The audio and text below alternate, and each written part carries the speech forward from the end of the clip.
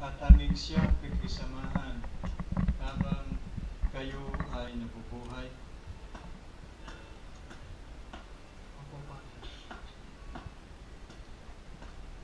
Giovanni, tinatanggap mo ba si Joel na maging iyong asawa upang mamuhay kayong magkasama ayon sa kautusan ng Diyos sa banal na sakramento ng kasal?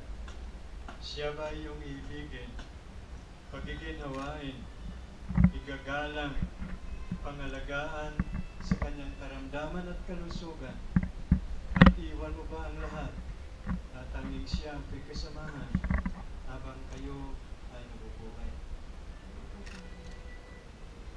Mga ninong at mga ninang, kayong mga sumasaksi sa mga pangakong ito, ay gagawin ba ninyo ang makakaya upang tulungan sina Joel at Giovanni sa kanilang pagsasama? Sir, maraming salamat po. Ang Panginoon ay sumain niyo. Tayo'y manalangin.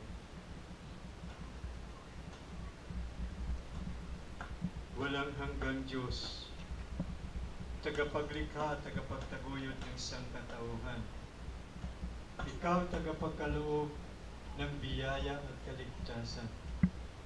Idinadalangin namin sa iyo na ipagkaloob mo ay yung biyaya kina Joel Buki at Giovanni Ibalani upang sa pamagitan ng tunay na katapatan at pagmamahalan ay kanilang igalang at ingatan ang mga pangako na kanilang binitiwan sa pamagitan ni Jesucristo na aming Panginoon na nabubuhay at nag-aaring kasama mo at ng Espiritu Santo, iisang Diyos, ngayon at magpakailanman.